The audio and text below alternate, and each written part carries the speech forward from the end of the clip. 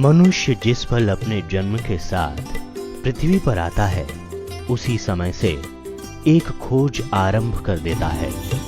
सुख की ओर अग्रसर होने का प्रयास करने लगता है।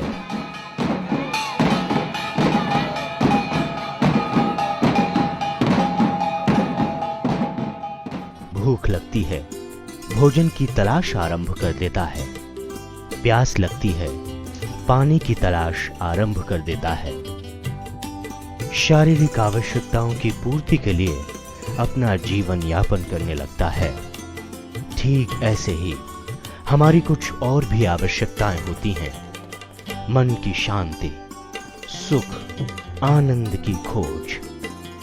इसी के लिए मनुष्य पूजा करता है, सांसारिक साधनों का उपभोग करता है और ये प्रयास जीवन भर चलता रहता है।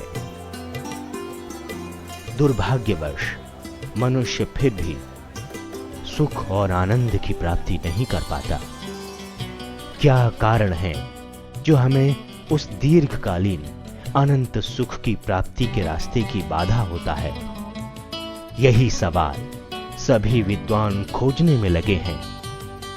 जैसा कि भारतवर्ष विद्वानों की भूमि रही है, इसलिए कई महात्मा उस अनंत सुख को प्राप्त कर चुके हैं और अनगिनत अनजान राहों पर भटके लोगों को भी उसी आनंद और सुख की प्राप्ति करा रहे हैं।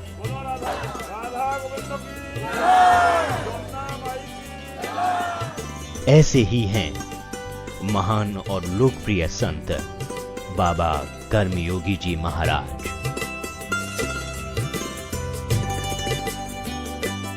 परम पूज्य बाबा कर्मयोगी जी महाराज का जन्म 10 अक्टूबर 1969 में हुआ। छाता और शेरगढ़ के मध्य श्री राधा रानी तपस्थली ग्राम राधेरा स्थित है।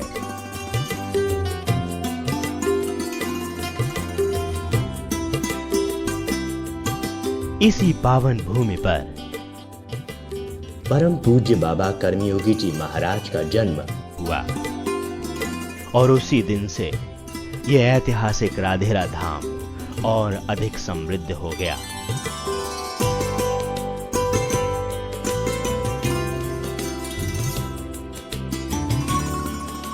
आपके पिता राजपुरोहित श्री दीनदयाल जी हैं और माता का नाम श्रीमती वीरवती देवी है।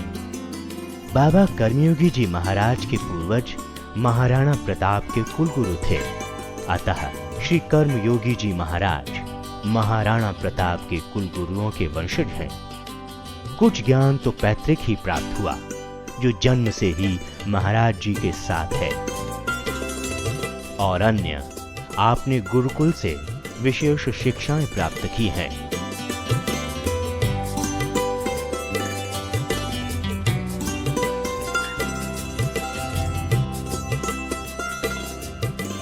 आप पुराणों का गहन अध्ययन करके सोने के समान चमकते ज्ञान से समृद्ध हैं।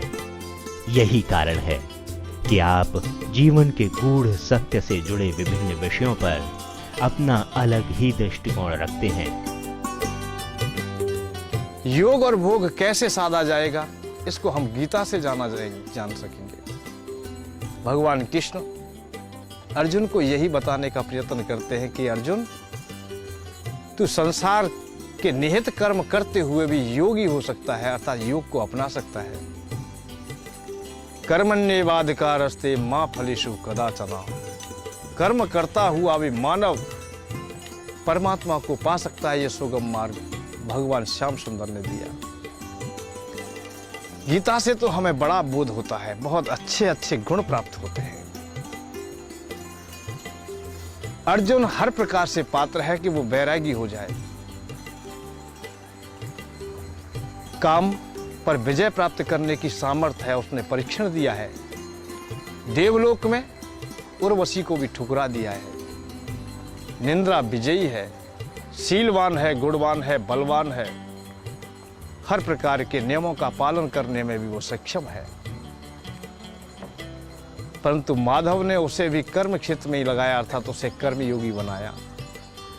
आज में और कल में भेद केवल इतना ही है कि आज का संत जो संसारी व्यक्ति है, जो भोग चाहता है, जिसे अर्थ चाहिए, जिसकी अभी कामना नहीं मिटी है, संसार के द्वंद्वों में पड़ा है, जो पात्र भी नहीं है, उसे भी हम योग देने लगते हैं। बस भेद है तो केवल इतना है। या मानो ये कहिए कि जो योग की बात कर रहा है उसका केवल इतना ही संग है जैसे कालनेमी स्वयं वाणी के द्वारा हनुमान जी को भी एक बार ठग लेता है। तो आज के वक्ता प्रवक्ता भी शायद हो सकता है कि कालनेमी की भांत उनके हृदय में भी कहीं ना कहीं राग छुपा हुआ है। वो भी धन और ऐश्वर्य चाहते हैं, वो भी भोग चाहते हैं, परंतु केवल वाणी मात्र ही योगिक रह गई है। इसीलिए हम शांति का मार्ग नहीं खोज पाते, इसीलिए हम कल्याण का मार्ग नहीं खोज पाते। पर कृष्ण भगवान ने अर्जुन से सहजता में कह दिया कि तू योग नहीं, तू कर्म योग अपना, तू निहित कर्म कर, जिससे कि शांति का मार्ग मिले और मानव का कल्याण हो।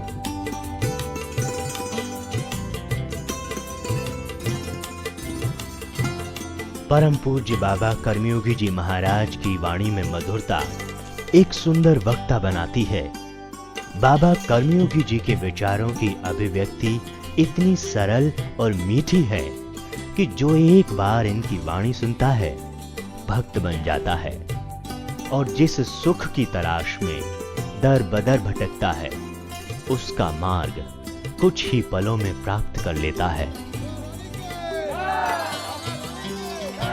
ऐसे ही दयालु और कृपालु हैं बाबा कर्मयोगी जी महाराज। भगवान की लीलाओं में आप लोग सहभागी होते हैं। भगवान अवतार क्यों धारण करते हैं? स्पष्ट रूप से शब्द फूटने लगते हैं। विप्रो धैन सुर संत हित लीन मनुज अवतार। विप्रों के लिए, गौ की रक्षा के लिए, गंगा माँ की रक्षा के लिए, धर्म की रक्षा के लिए, विप्रों की रक्षा के लिए, देवताओं की रक्षा के लिए, या धर्म की स्थापना के लिए, परित्राणाय साधुनामा विनाशाय च दुष्कृताम धर्म संस्थापनार्थाय संभवामि युगे। हर युग में धर्म की स्थापना के लिए भगवान आते हैं। तो उस धर्म की स्थापना के लिए आप लोग भी कर्म क्षेत्र में उतरिए। धर्म की स्थापना के लिए आप भी कर्म कीजिए। माधव ने भी कर्म किया है।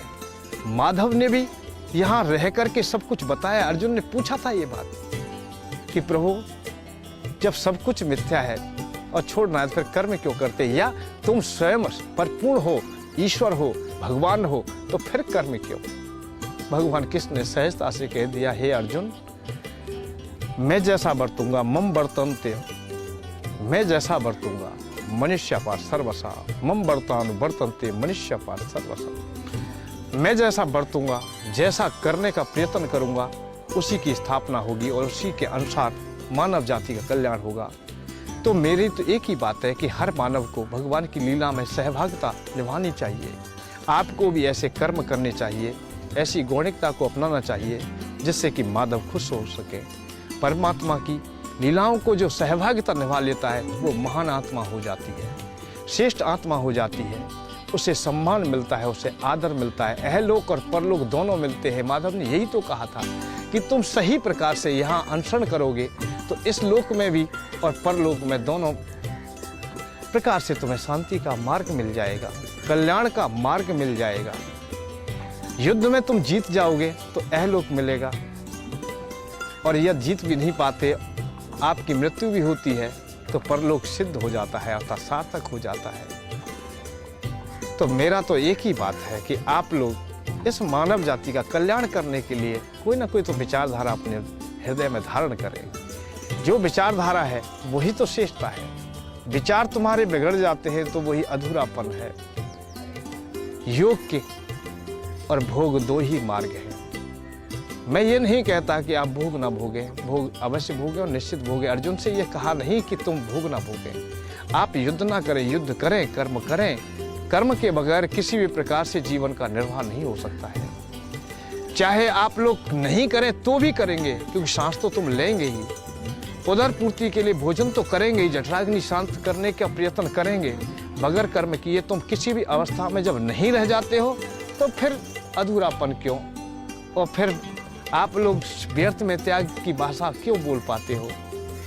क्योंकि त्यागी जब तुम्हें होना है तो कर्मों से तो तुम्हें शांत होना पड़ेगा। कर्म की परिभाषा क्या है ये तो जानने के लिए आप लोग हमारा साथ दीजिए, हम तुम्हारा साथ देते हैं। जो इस रहस्य को समझ जाता है वो भगवान की लीलाओं को परिपूर्णता पा लेता है।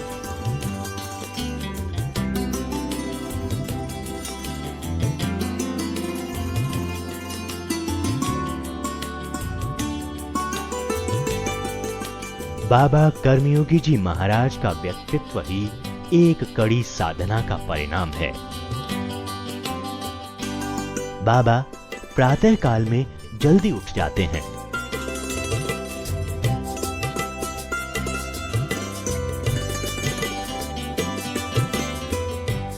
प्रतिदिन प्रातः काल में हवन एवं अन्य पूजा क्रियाएं संपन्न कर लेते हैं।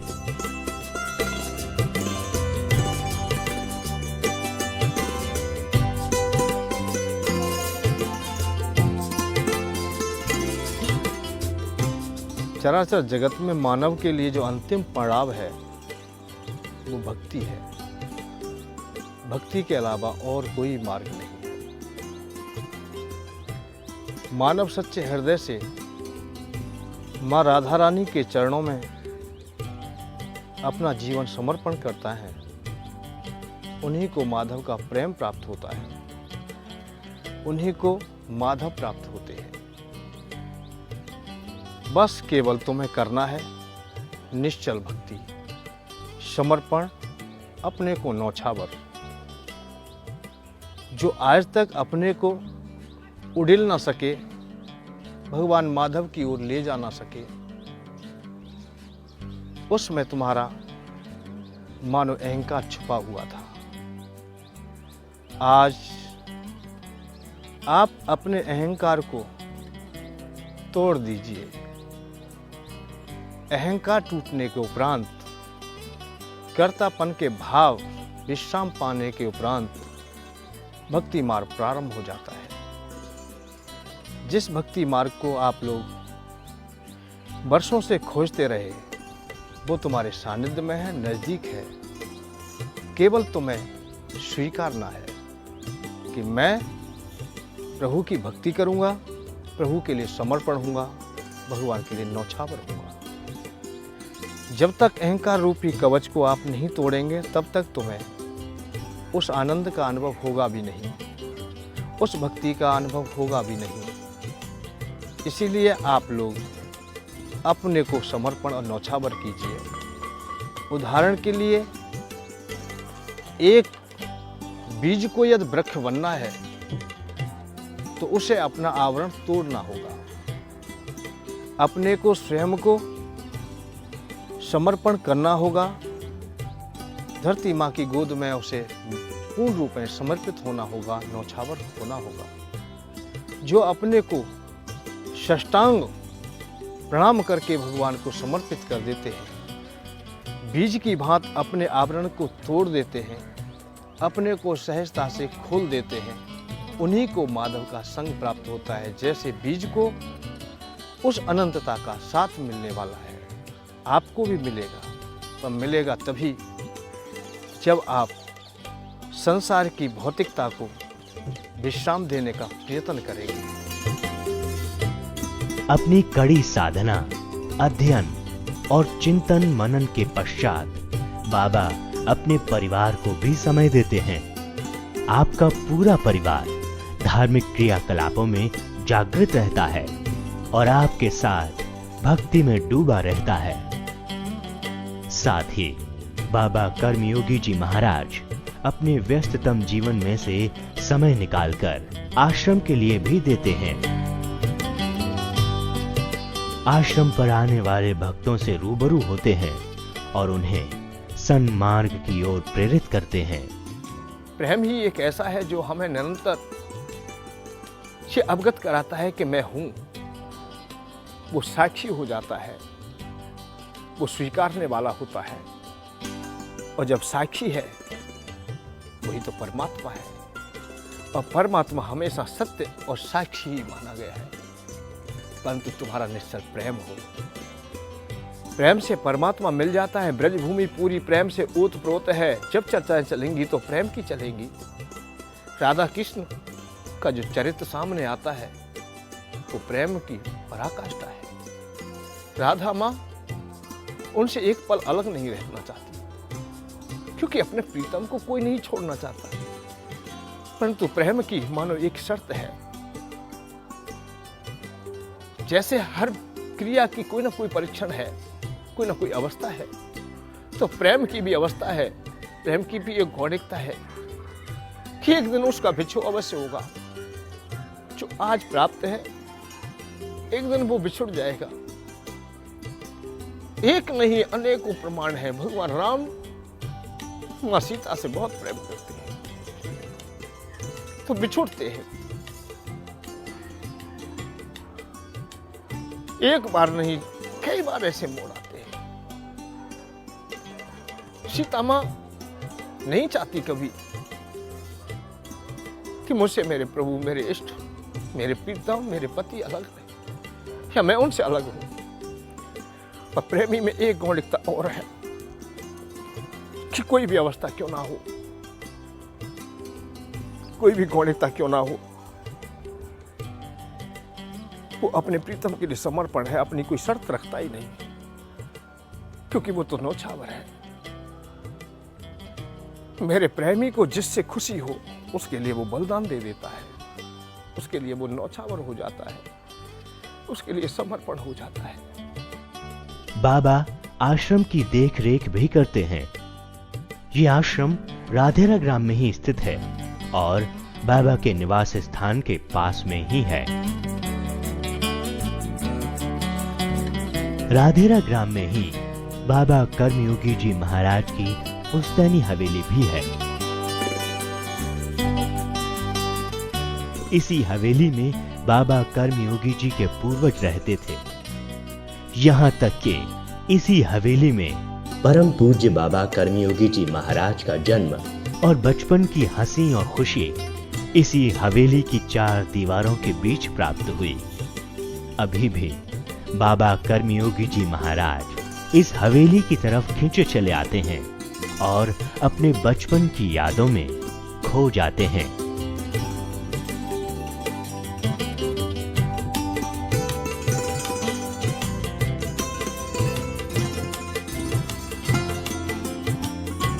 बाबा कर्मयोगी जी महाराज के विचारों की पवित्रता उनके हृदय की कोमलता को दर्शाती है।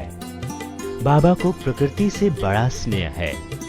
जीव जंतुओं, पशु पक्षियों, नदी, पहाड़ सभी बाबा को खूब प्रिय हैं, क्योंकि बाबा का मानना है कि हम प्रकृति से हैं और प्रकृति हमसे है।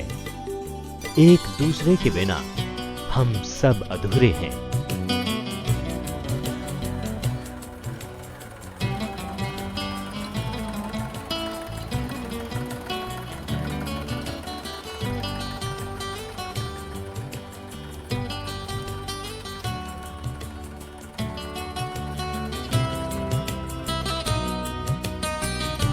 अतः पशुओं से, पक्षियों से प्यार करना चाहिए। गौ माता के लिए भी आज हम कोई भी मार्ग ऐसा न सुगम नहीं देखते। जो गौ माता की चर्चाएं तो होती हैं, केवल चर्चा बन के रह जाती हैं। रखवाली करने वाला कौन होगा, जबकि गाय सदैव देती है, निरंतर देती है, अमृत देती है। गाय के से जो प्रसाद प्राप्त होता है, चाहे मल के रूप में हो, चाहे मूत्र के रूप में हो, चाहे दूध अतः अमृत के रूप में हो, सभी मानव का कल्याण करने का मार्ग है। दूध से भी कल्याण होता है, मूत्र से भी कल्याण होता है और गौ माता के तो गोबर से भी कल्याण होता है। परंतु गाय के लिए आज गाना मात्र रह गया है कि हम गा रहे हैं, केवल हम गाने वाले रह गए। गाय गाय बेढंग गीत, गाय को ना कोई मीत, गाय ब्रज गाती डोले, अश्वन धारी हैं। धरणी को धरने वाली, तरणी को तरने वाली, आज वो ही गाय दीन दुखी वो बिचारी है। जीवन के जीवन को गाय कैसी लागे प्यारी, जीवन के जीवन की निज कर मारी है। गैया उचाराने वाले सुन ले ब्रजवासी मेरी, तेरी प्राण प्यारी गाय बारी क्यों उधारी है। प्रकृति की रक्षा और आध्यात्मिकता एक दूसरे से जुड़े हुए हैं। यदि आप आध्यात्मिक शक्ति का आनंद लेना चाहते हैं तो प्रकृति से जुड़ना अत्यंत आवश्यक है। भगवान की भक्ति में भी प्रकृति का प्यार दिखाई पड़ता है। बाबा कर्मयोगी जी महाराज हनुमान जी के भक्त हैं। प्रतिदिन बाबा कर्मयोगी जी महाराज राधेरा छाता के आसपास के बंदरों को भोजन के रूप में 100 किलोग्राम केले लगभग प्रतिदिन प्रसाद रूप में खिलाते हैं।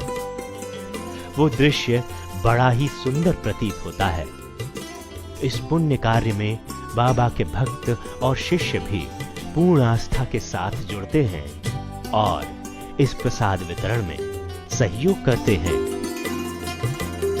अभी तक आप लोग 2 पार्टों में ही परमात्मा को जानते हैं, प्रकृति में है या प्रकृति से परे है। परे हैं उन्हें परमात्मा बहुत अच्छी प्रकार से स्वीकार कर लेते हो, कहीं कहीं मत निराकार के रूप में कि वो तो अच्युत है, वो अव्यक्त है, वो अथाह है, वो अनंत है। दूसरी कोई क्रिया प्रारंभ होती है तो वो सहजता से एक है केवल, कि उसे स्थूल के रूप में स्वीकार कर लेते हो, सूक्ष्म से स्थूल में कर लेते हो, इसे भक्ति योग से जोड़ देते हैं। अतः से शरीर परमात्मा है। हमारे माधव हमारे साथ खेलते हैं, हमारे माधव हमारे साथ खाते हैं, हमारा प्रभु हमारे साथ है। हमसे वो प्रेम भी करता है, अटखेली भी करता है। हमारा और उनका साथ है जैसे ब्रजवासियों का साथ है। उनके बिछोह में करुणा है। मीरा के हृदय में करुणा उत्पन्न होती है कि मेरा कोई है, एक ही है।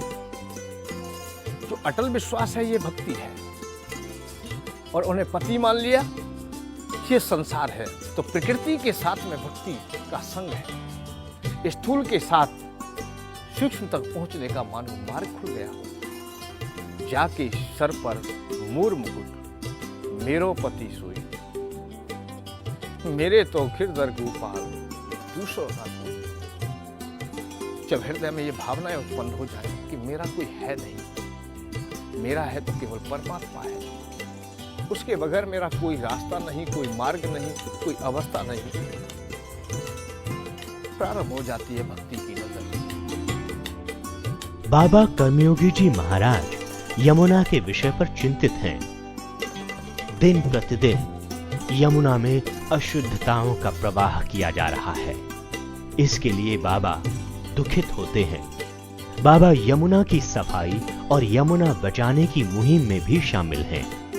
बाबा का मानना है कि गंगा यमुना वैदिक धर्म और इसके अनुयायियों का मूल आधार है।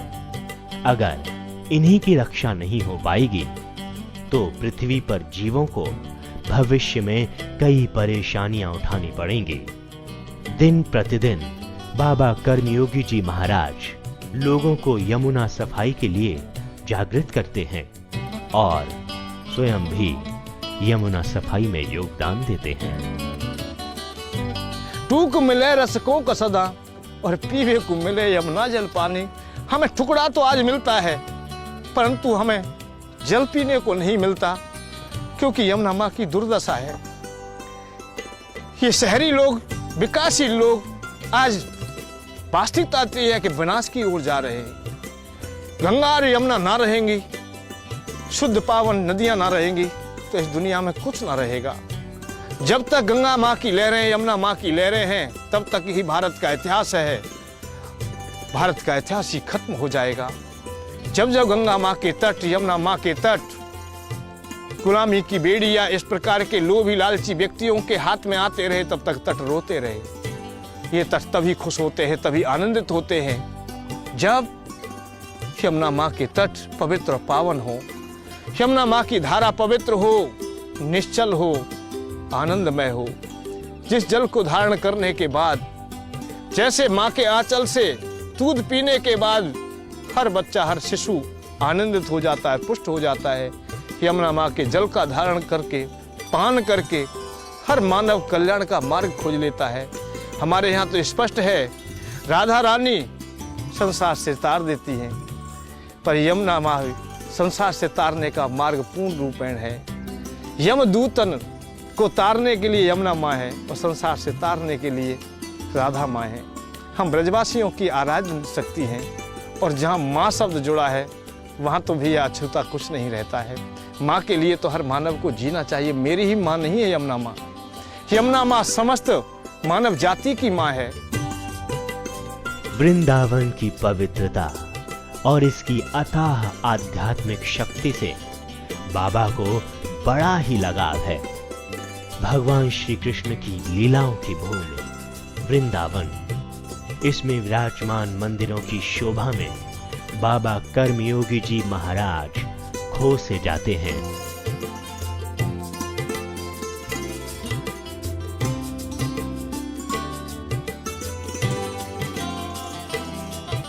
यहाँ दिन प्रतिदिन आरतियों में शामिल होकर परम पूज्य बाबा कर्मयोगी जी महाराज भगवान श्री कृष्ण की भक्ति करते हैं और आनंद की प्राप्ति करते हैं।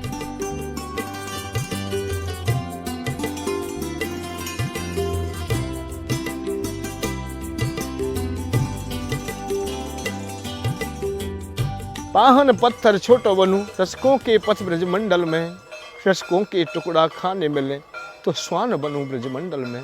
श्वान बनने के लिए भी तैयार है, इससे ज़्यादा और गौणिकता क्या होगी। जो ब्रज में आकर के ब्रजरज को अपने मस्तक पर धारण करते हैं, उन्हें शांति का मार्ग मिल जाता है, उन्हें करुणा का रास्ता मिल जाता है, करुणा खुल जाती है और प्रभु का सानिध्य प्राप्त हो जाता है, उनका आशीर्वाद प्राप्त हो जाता है। जन्म जन्म तक के लिए वो ब्रजवासी होना चाहता है, ये उसके कामना प्रकट हो जाती है, उसके हृदय में वास कर जाती है।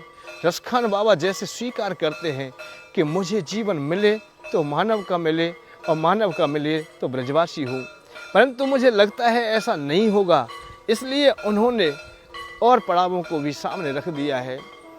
मानस हो तो वही रसखान, बसों ब्रज गोकुल गाँव के ग्वार, और पाहन हो तो वही गिर को जो धर्यो कर छत्र पुरंदर कारण, जो खग हो तो बशेरो करो मिल कालिंदी कूल कदम की डारन। मैं कदम की डालों पर बास किया करता, पर जो पस हो तो कहा बस मेरा। यह ये कह रहे मेरा बस तो चलता नहीं, इसलिए मैं तो प्रभु तुम्हारे आधीन हूँ, तुम जो कुछ बनाना चाहें, कीट पतंग पशु पक्षी लता पताएं, जो भी मुझे कुछ भी बनाना चाहें वो बना दें।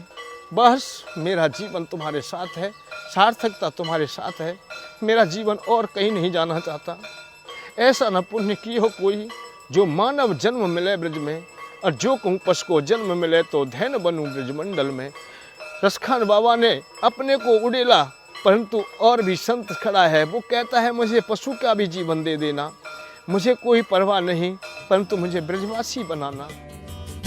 बाबा कर्मयोगी जी महाराज की अति लोकप्रिय पुस्तक है सुख की खोज, जिसमें सुख क्या है, दुख क्यों मिलता है, कैसे सुख की प्राप्ति करें, आदि विषयों का विस्तार है, जिसको पढ़ने के बाद आपको सुख की खोज करने की आवश्यकता ही नहीं पड़ेगी। आप सुख की ओर स्वयं अग्रसर होने लगेंगे, भगवान श्री कृष्ण की भक्ति की ओर अग्रसर होने लगेंगे।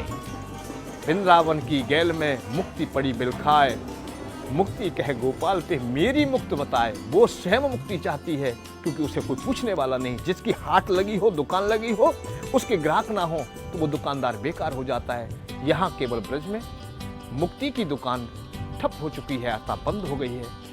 व्यर्थ है तुम्हारा ब्रह्म की बात है। लंबी हाथ करके उद्धव भैया ने बहुत कर लिया है। ऐसी बातों को संक्षिप्त करें, आप ब्रज को स्पष्ट करें, और उसी में कल्याण का मार्ग मिल जाता है, भक्ति मार्ग मिल जाता है। बस तुम केवल एक ही ध्यान रखेंगे, हमेशा अधूरे ना हो, फिर देखिए कैसा जीवन होता है। वैसे मैं ये बातें शायद हो सकता है तुम्हारे हित में कह रहा हूँ या अहित में, पता नहीं कुछ भी मुझे, क्योंकि आप लोग ज्ञानी हैं, सब कुछ तुम्हें मालूम है और तुमसे क्या करें। बस टूटे थके हारे हुए, सौंदर्य के मारे हुए, उखड़े हुए सैलाब से मझधार में कब तक बहें। सब कुछ तुम्हें मालूम है और तुमसे क्या कहें। सत्यम शिवम की बात क्या, अब सुंदरम की बात क्या, मदहोश है सब कन प्रिया, संयम नियम की बात क्या। जलता तपोवन सत्य का, सत्संग अब कब तक कहें, सब कुछ तुम्हें मालूम है और तुमसे क्या कहें।